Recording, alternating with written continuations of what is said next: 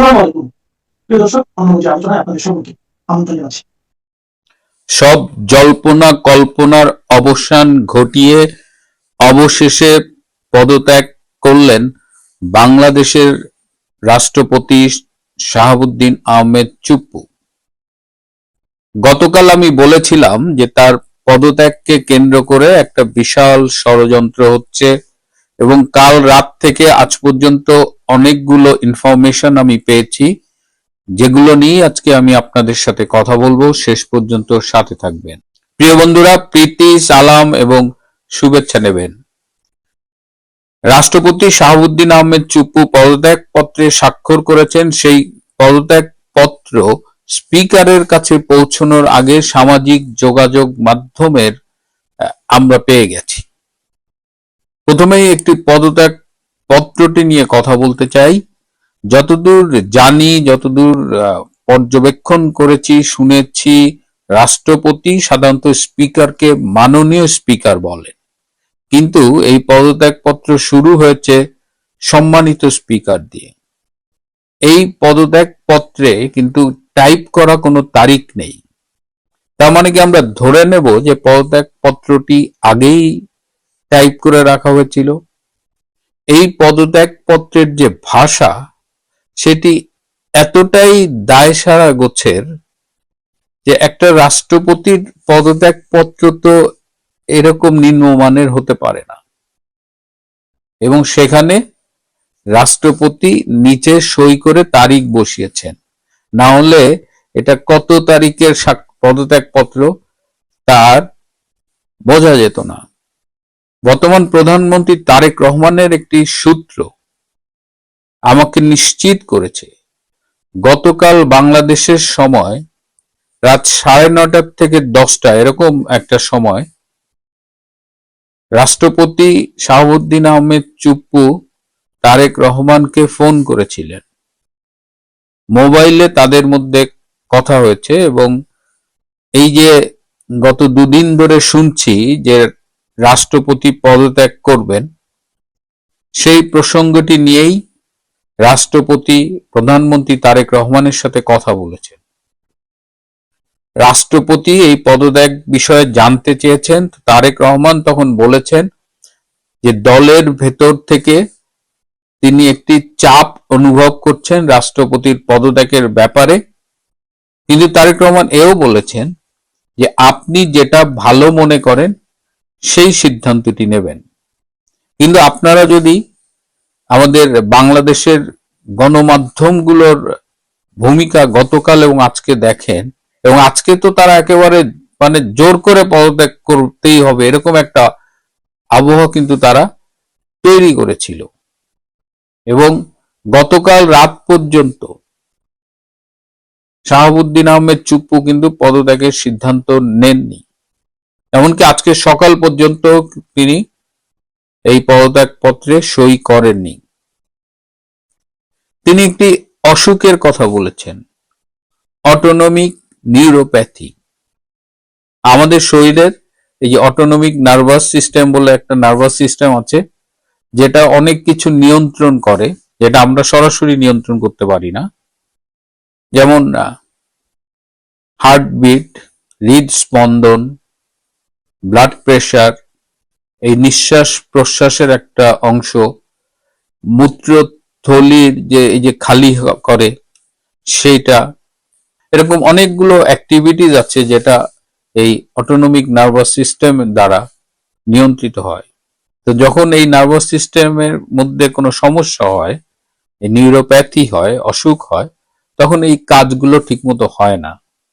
যেমন হয়তো পেশাবের উপর কন্ট্রোল থাকে না, ব্লাড প্রেশার ফ্লাকচুয়েট করতে পারে, হার্টবিট সমস্যা হতে পারে। তো এইটার আবার স্টেজ আছে। এটা যে নিউরোপ্যাথির শুরুতেই সবকিছু হবে, একদম অজ্ঞান হয়ে পড়ে যাবে, তা নয়। গতকালও রাত 12টা পর্যন্ত রাষ্ট্রপতি চুপ্পু বিভিন্ন ফাইলে সই করেছেন। তিনি এতটাই অসুস্থ যে রাত 9:30টার দিকে তিনি তারেক রহমানের সাথে ফোনে কথা বললেন, রাত 12টা পর্যন্ত ফাইলে সই করলেন। আজকে আমরা টেলিভিশনের যে ফুটেজ দেখেছি তাকে বেশ নির্ভার দেখাচ্ছিল, তিনি হেঁটে যাচ্ছেন। তো এই মানুষটাকে দেখে কি খুব অসুস্থ মনে হয়েছে? অথচ তার উপরে ভীষণ একটা প্রেশার ক্রিয়েট করা হয়েছিল। একটা গুজব ছড়ানো হয়েছিল যে লন্ডনে নাকি তিনি শেখ হাসিনার সাথে টেলিফোনে কথা বলেছেন। তিনি এটি একদম নাকচ করে দিয়েছেন। বরং লন্ডনে রাষ্ট্রপতির সাথে স্বরাষ্ট্রমন্ত্রী সালাউদ্দিন আহমেদের সাথে দেখা হয়েছিল, তাদের মধ্যে বৈঠক হয়েছিল। তাদের বৈঠকে প্রতিবেশী রাষ্ট্রের একজন উপস্থিত ছিলেন। আর শেখ হাসিনার কাছে টেলিফোন করা নিয়ে এত বড় একটা ইস্যু করা হলো, শেখ হাসিনার সাথে ফোনে কথা বলেনি বা বলে না কে? বর্তমান তারেক রহমানের মন্ত্রী পরিষদের অনেক সদস্য শেখ হাসিনার সাথে কথা বলে, সেনাবাহিনীর উচ্চপদস্থ অনেক কর্মকর্তা শেখ হাসিনার সাথে কথা বলে, সরকারি অনেক আমলা শেখ হাসিনার সাথে কথা বলে, শেখ হাসিনার সাথে অনেকেই কথা বলেন। আর যিনি কথা বললেন না তাকেই অপবাদ দেয়া হলো। আসলে শাহাবুদ্দিন আহমেদ চুপ্পু কিন্তু এই নির্বাচনের আগেই বলেছিলেন তিনি চলে যাবেন। এটা খুব স্বাভাবিক একটা ব্যাপার। বিএনপি ক্ষমতা এসেছে, সরকার গঠন করেছে, তাদের ইচ্ছে মতো একজন পছন্দের রাষ্ট্রপতি নির্বাচন করবেন, এটা খুব স্বাভাবিক, এবং চুপ্পু চলে যাবে। তখন তাকে যেতে দেয়া হলো না। এখন কি এমন ঘটনা ঘটলো যে চুপ্পুকে চলে যেতে হচ্ছে এবং পদত্যাগপত্র রেডি করে তাকে বাধ্য করা হলো সই করতে? চুপ্পু পদত্যাগ করতে চাননি, বরং এই যে রাষ্ট্রপতির পদত্যাগ নিয়ে যে কনফিউশনটা রাইজ করেছিল সেটির জন্য তিনি জাতির উদ্দেশ্যে একটি বার্তা লিখেছিলেন। সেই বার্তার একটি কপি আমার কাছে এসেছে। সেই বার্তায় তিনি লিখেছেন যে তিনি বর্তমানে অসুস্থ, আগামী মাসে তিনি সিঙ্গাপুরে ফলো আপ ট্রিটমেন্টের জন্য যাবেন এবং সেখান থেকে ফিরে এসে তিনি প্রধানমন্ত্রীর সাথে আলাপ করে পদত্যাগ করবেন কিনা সেই ব্যাপারে সিদ্ধান্ত নেবেন। কিন্তু সেই জাতির উদ্দেশ্যে সেই বার্তাটি আর দেওয়া হয়নি, তার আগেই তাকে পদত্যাগে বাধ্য করা হলো। যখন সার্জিও গোর বাংলাদেশে আসবে, যে মুহূর্তে বাংলাদেশের সেনাপ্রধান তুরস্কে, ঠিক সেই মুহূর্তে শাহাবুদ্দিন আহমেদ চুপ্পুকে কেন পদত্যাগে বাধ্য করা হলো?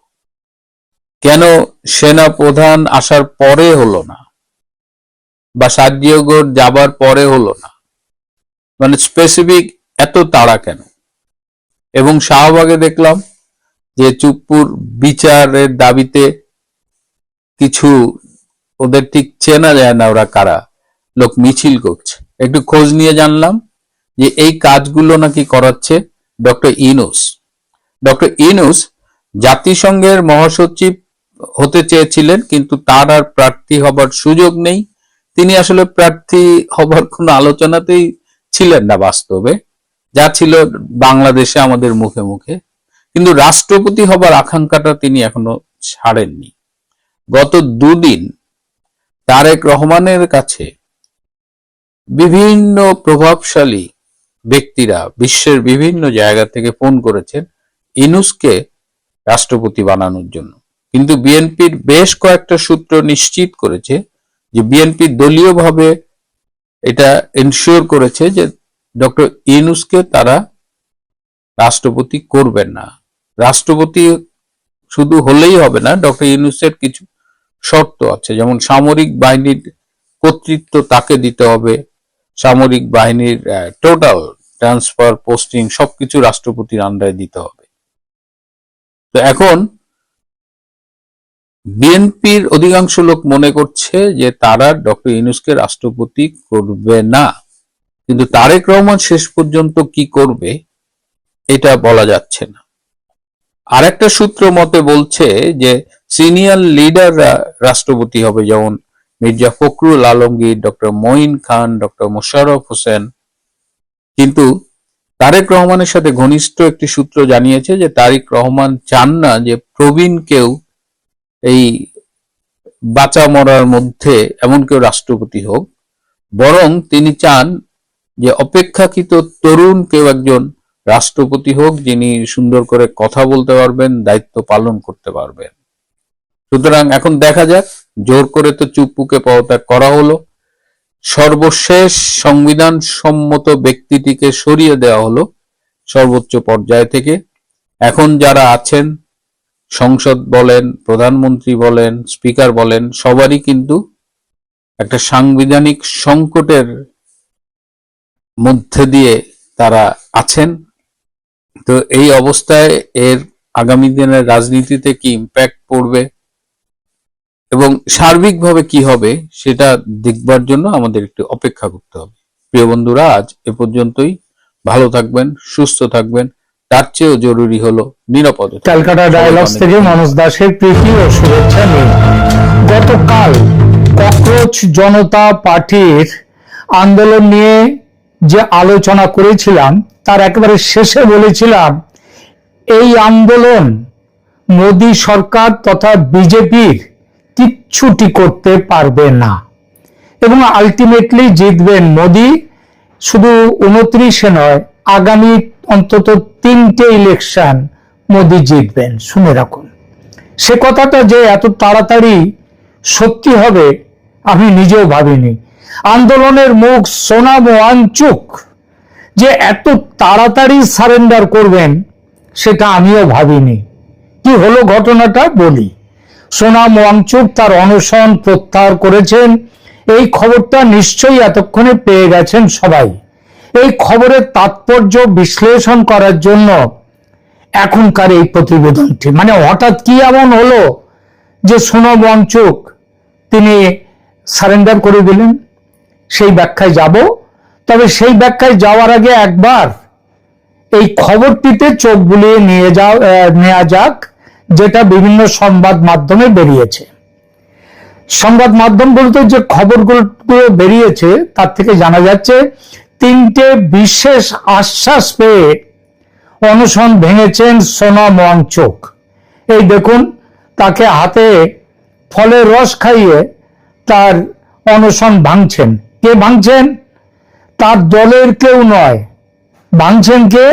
ভাঙছেন মন্ত্রী জেপি নাড্ডা, স্বাস্থ্যমন্ত্রী, তিনি ভারতের। তিনি, তার সঙ্গে রয়েছেন কে? জিতেন্দ্র সিং। তারা কোথায় ককরোচ পার্টি, তার সতীর্থরা কোথায় কংগ্রেস, তাদের হাত থেকে উনি খাচ্ছেন না ফলের রস, খাচ্ছেন এখানে। দেখুন, দেখলেন তো? 3টে আশ্বাস তিনি পেয়েছেন। কি সেই আশ্বাসগুলো? বিভিন্ন সংবাদ সংস্থার প্রতিবেদনে বলা হয়েছে ভারত সরকারের পক্ষ থেকে 3টে আশ্বাস পাওয়ার পরই 26 দিনের অনশন ভাঙার সিদ্ধান্ত নিয়েছেন সমাজকর্মী পরিবেশবিদ সোনাম ওয়াংচুক। শুক্রবার সকালে সামাজিক যোগাযোগ মাধ্যমে একটি ভিডিও পোস্ট করে এই শর্তগুলির কথা জানিয়েছেন তিনি নিজেই। কি বলেছেন শর্তগুলো? ওয়াংচুক জানিয়েছেন যন্তর মন্তরের শান্তিপূর্ণ প্রতিবাদে যোগ দেয়া আন্দোলনকারীদের বিরুদ্ধে কোনো মামলা রুজু হবে না বলে লিখিত প্রতিশ্রুতি দিয়েছে সরকার। 20 জুলাই সংসদ অভিযানে অংশ নেয়া আন্দোলনকারীদের বিরুদ্ধে আইনি পদক্ষেপ না নেয়ার আশ্বাসও দেয়া হয়েছে। এটা ছিল দ্বিতীয় প্রতিশ্রুতি। আর তৃতীয় ভিডিও বার্তায় ওয়াংচুক আরো জানিয়েছেন দেশে পরীক্ষা ব্যবস্থার ত্রুটিগুলো নিয়ে সংসদে আলোচনা করবে সরকার এবং দেশের বিরোধী দলগুলো।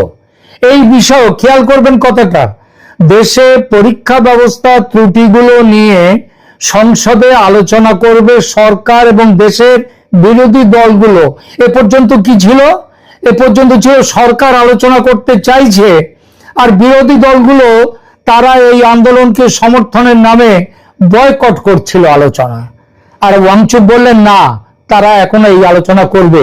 তাদের কাছ থেকে মত নিয়ে বলেছেন না, তাদের কারো কাছ থেকে মত নেননি, কিন্তু বলেছেন তারা করবে, কারণ তিনি জানেন এগুলো করতেই হবে। এই বিষয়ে কেন্দ্রের কাছ থেকে লিখিত আশ্বাস মিলেছে বলে ওয়াংচুক জানিয়েছেন। এর পাশাপাশি কেন্দ্র আবার কি জানিয়েছে, সেন্ট্রাল গভর্নমেন্ট, তারা বলেছে নিটের প্রশ্নপত্র ফাঁসের পর যেসব শিক্ষার্থীরা আত্মহত্যা করেছে তাদের পরিবারকে পর্যাপ্ত ক্ষতিপূরণ দেয়া হবে। হবে তাও বলেননি, কিন্তু বলেছেন বিষয়টি ইতিবাচক ভাবে বিবেচনা করে দেখবে কেন্দ্র। ব্যাপারটা বুঝলেন? মোদী সরকারের পক্ষ থেকে এই 3 প্রতিশ্রুতি পাওয়ার পরেই বৃহস্পতিবার রাতে অনশন প্রত্যাহার করে নিয়েছেন ওয়াংচুক। অনশন প্রত্যাহারের পর শুক্রবার সকালে প্রথম ভিডিও পোস্ট করেন ওয়াংচুক এবং সেখানে তিনি বলেন, গত 2 দিন ধরে আমি খুব কঠোরভাবে দর কষাকষি করছিলাম। খেয়াল করবেন আবার কতটা, আমি দর কষাকষি করছিলাম খুব কঠোরভাবে, মানে আমরা নই, তার সঙ্গে কেউ নেই, তিনি একা দর কষাকষি করেছেন সরকারের কাছে এবং সরকারের কাছে থেকে লিখিত আশ্বাস চাইছিলাম। এগুলো করতে 2 দিন সময় লেগেছে, তাই আমাকে আরো 2 দিন অনশন চালিয়ে যেতে হয়েছে। অবশেষে আজ সরকার লিখিত আশ্বাস দিল। আর ওয়াংচুক অনশন প্রত্যাহার করার পরেই মোদী সাহেব তিনি কি করলেন, প্রধানমন্ত্রী এক পোস্টে তিনি জানালেন সোনামজিকে, মানে সোনাম ওয়াংচুককে, আমার অনুরোধ আপনি চিকিৎসকদের পরামর্শ মেনে চলুন, দৈনন্দিন কাজে ফিরুন। বুঝলেন ব্যাপারখানা? মোদী এই জন্যই হচ্ছেন মোদীজি মোদী, নরেন্দ্র মোদী কেন এই টানা অনশনে ক্রমশ ওজন কমে যাওয়া ওয়াংচুক দ্রুত সুস্থ হয়ে উঠবেন বলেও আশা প্রকাশ করেন প্রধানমন্ত্রী। এটা গেল আজকের ব্রেকিং নিউজ, খবরের একটা দিক। আর একদিকে কি চলছে, সংবাদ সংস্থাগুলো আরো জানিয়েছে সোনাম ওয়াংচুক অনশন প্রত্যাহার করে নিলেও আন্দোলনে অনড় থাকবে ককরোচ জনতা পার্টি। অনশন প্রত্যাহারের জন্য ওয়াংচুককে ধন্যবাদ জানালেও এই ককরোচদের প্রতিষ্ঠাতা অভিজিৎ দীপকে তিনি স্পষ্ট বলেছেন যে কেন্দ্রীয় শিক্ষামন্ত্রী ধর্মেন্দ্র প্রধান পদত্যাগ না করা পর্যন্ত যন্তর মন্তরে তাদের প্রতিবাদ চলবেই। আন্দোলনের আরো এক বড় শরিক দেশের বিরোধী রাজনৈতিক দলগুলো, তারা এই ঘটনায় কি প্রতিক্রিয়া দিয়েছে তার স্পষ্ট বিবরণ কোথাও খুঁজে পায়নি। তবে ঘটনার অতর্কিত আঘাতে তাদের মুখের ভাষা ফুরিয়ে গেছে। সোনাম ওয়াংচুকের অনশন প্রত্যাহারে তাদের কি মনোভাব হতে পারে সেটা নিয়েও আমরা আলোচনা করব। আপাতত দেখা যাক দেনা পাওনার দাঁড়িপাল্লায় কার কি প্রাপ্তি আর অপ্রাপ্তি সেই বিষয়টা। ওয়াংচুক ভিয়েনা থেকে ঘোষণা দিয়েছিলেন ধর্মেন্দ্র প্রধানকে শিক্ষামন্ত্রীর পদ থেকে না হটালে এবং লাদাখকে সংবিধানের 6ষ্ঠ তফসিলের বিশেষ রাজ্যের মর্যাদা না দিলে তিনি দিল্লিতে এসে অনশনে বসবেন। এবং যে সে অনশন নয়, ফার্স্ট আনটিল ডেথ, আমৃত্যু অনশন। দাবি পূরণের জন্য ভারত সরকারকে 2 দিনের একটা সময়সীমা দেন তিনি এবং বলেন যখন এই আলটিমেটাম দেন তখন তার আশেপাশে কিন্তু ককরোচ পার্টির কেউ ছিল না। কিন্তু দিল্লি ফিরে আসার পর আমরা ভেবেছিলাম সবাই যে তিনি বোধহয় আলাদা একটা জায়গায় অনশন করবেন, কিন্তু তা তিনি করলেন না। তিনি চলে গেলেন যন্তর মন্তরে ওই ককরোচদের আন্দোলনের মঞ্চে। সরকার ওয়াংচুকের দাবি মেনে নেয়নি, ফলে ওয়াংচুক অনশনে বসে গেলেন ককরোচদের সেই মঞ্চে। কিন্তু মুহূর্তে ককরোচদের যে আন্দোলন সেটা একেবারে বিশাল মোমেন্টাম পেয়ে গেল। 20 জুলাই থেকে আন্দোলনে যে হাজার হাজার মানুষ এসে যোগ দিচ্ছেন, তার আগে সেখানে মাছি ওরা উঠতো, শুধু মাছি তাড়ানো যাওয়ার মতো করে লোক যেত। কিন্তু পরে এই যে হাজার হাজার লোক যাচ্ছে তার মূলে কিন্তু আছেন সোনাম ওয়াংচুক, কারণ তার একটা আন্তর্জাতিক পরিচিতি আছে, তিনি অনশনে বসছেন। এবং সব থেকে বড় কথা, এই অভিজিৎ দীপকেরা তারা কিন্তু অনশনে তার সঙ্গে কেউ বসেনি, জানা বসো বাবা সোনাম ওয়াংচুক একা একা বসো অনশনে, এবং বসার পরে যদি তুমি অনশনে দেহত্যাগ করো তাহলে আমরা একটা বড় একটা আন্দোলনের একটা লাশ পাবো। সুতরাং তারা সবাই এইবার লোকজনের খুব ভিড় হতে লাগলো। 20 জুলাই থেকে যে তীব্রতা দেখা গেল আন্দোলনে, যেভাবে সংসদের অধিবেশন ভণ্ডুল হতে থাকলো, তার সবচেয়ে বড় কারণ হলো সোনাম ওয়াংচুক এবং তার অনশন। বিশ্ব রাজনীতির গতিপথ নিয়ে যারা চর্চা করেন তারা অনেকেই বলেছেন, মানে ভবিষ্যৎবাণী করেছেন, যে এই আন্দোলন নরেন্দ্র মোদী সরকারের সবচেয়ে কঠিন চ্যালেঞ্জ। কারণ এই চ্যালেঞ্জ আসছে কোত্থেকে? ডিপ স্টেট থেকে, ভায়া কলম্বো, ঢাকা, কাঠমান্ডু হয়ে দিল্লি এসেছে। কিন্তু কি হয় সবাই যখন ভাবছে, তখনই আজ ভোরে ওয়াংচুক ঘোষণা করলেন তিনি অনশন প্রত্যাহার করলেন।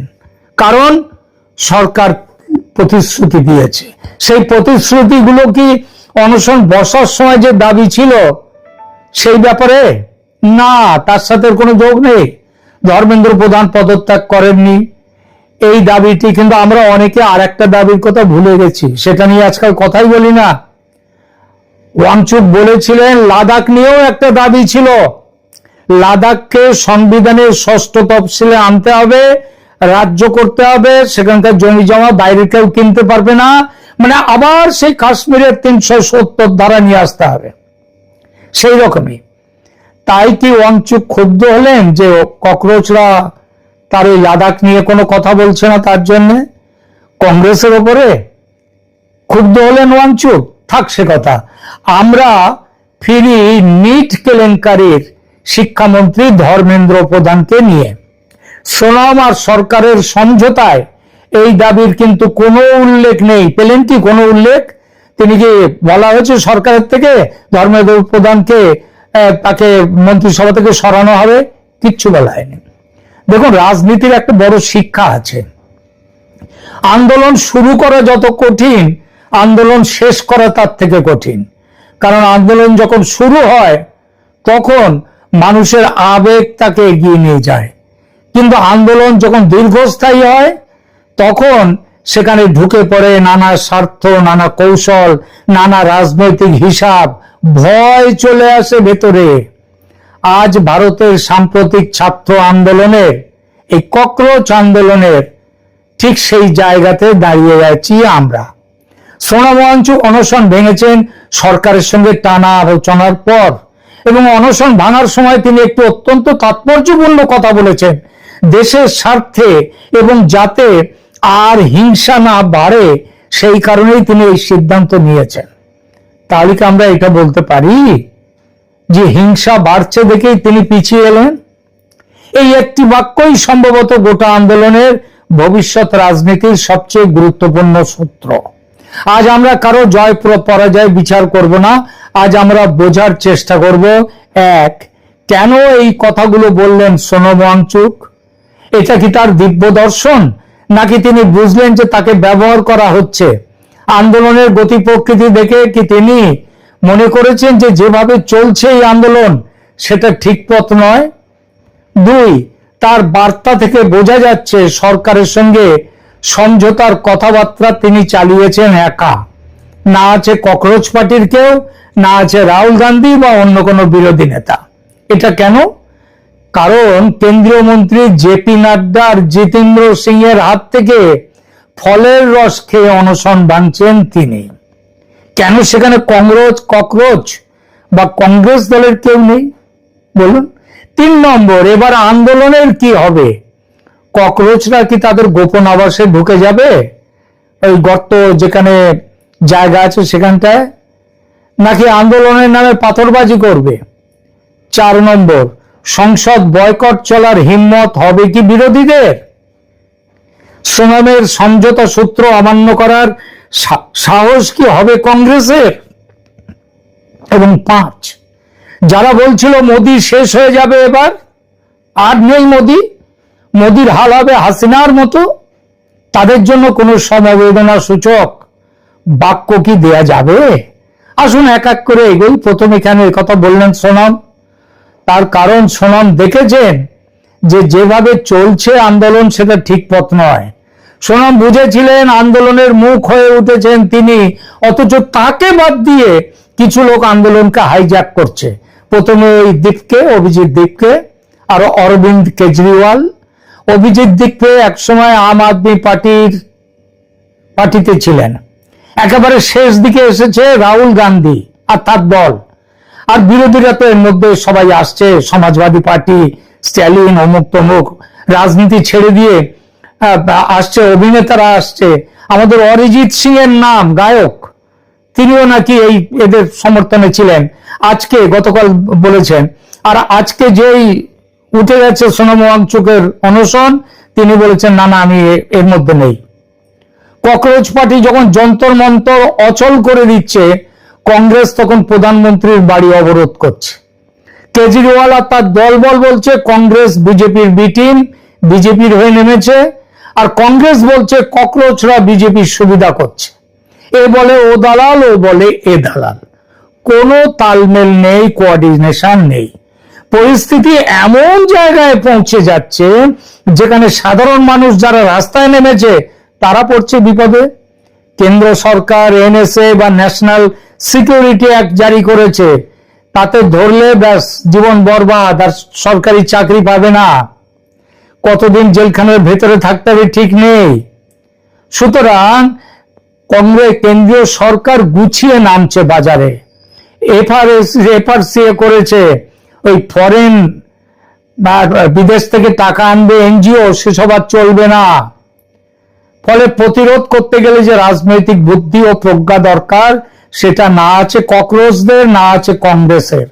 সোনাম বুঝেছেন এভাবে চললে এটা হবে অ্যানার্কি, আন্দোলন নয়, তাই তিনি সমঝোতায় গেলেন। দ্বিতীয়ত, সমঝোতার সিদ্ধান্ত কেন তিনি একা নিলেন? কারণ তিনি বুঝতে পেরেছিলেন তার মানে সঙ্গে যারা আছে বলে আন্দোলনে নেমেছে, তারা আসলে সমস্যার সমাধান চায় না, তারা রাজনীতি করতে চায়। বিশেষ করে কংগ্রেস এবং বিরোধী রাজনৈতিক দলগুলো, তারা আন্দোলনটাকে তাদের দলীয় স্বার্থে করতে চাইছে, এতে আন্দোলনের ক্ষতি।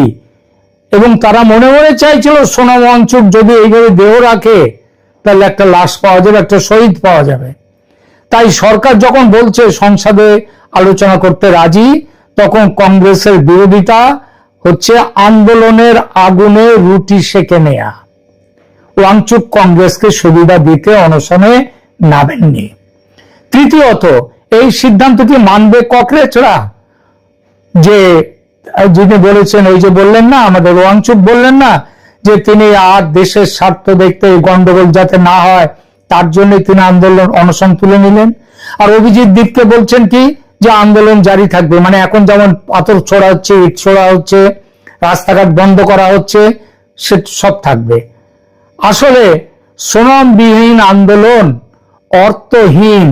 সুতরাং এই যেই বলুক না কেন অভিজিৎ দীপকাররা, বাজারে তাদের দেখা পাওয়া যাবে না। এবং আজকে অলরেডি যন্তর মন্তর প্রায় ঠান্ডা হয়ে গেছে। চতুর্থত, বিরোধীরা সেজেগুজে খেতে বসেছিল, ভাবছিল ভালো ভোজ আসছে, হয়ে গেল সেগুলো বালি।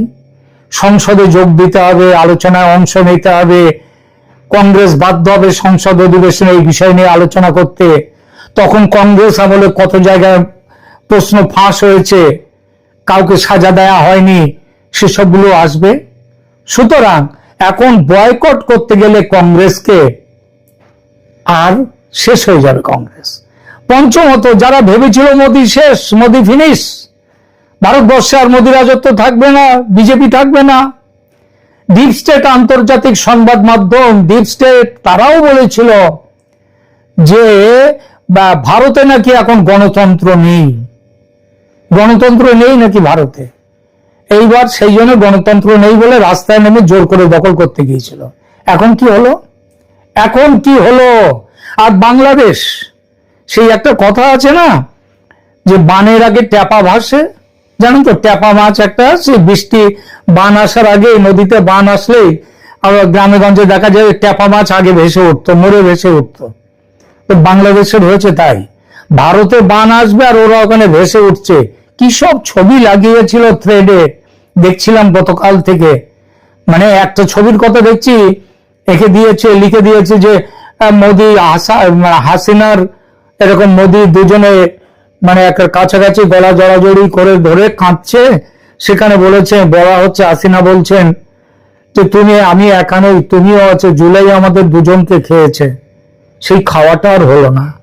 পৃথিবীর যেসব ষড়যন্ত্রকারী যারা ভারত বিরোধী, তারা খুব স্বপ্ন দেখেছিল যে এবার শেষ হয়ে গেল বিজেপি, আবার কংগ্রেস আসবে, ভারত বিরোধীদের স্বর্ণযুগ আসবে, সেই যুগ আর এলো না।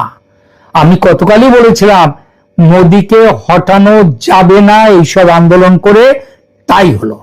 তবে আবার বলছি এত তাড়াতাড়ি যে হবে সেটা কিন্তু আমিও বুঝতে পারিনি যে এক দুদিনের মধ্যে ফিনিশ হয়ে যাবে, আন্দোলন শেষ।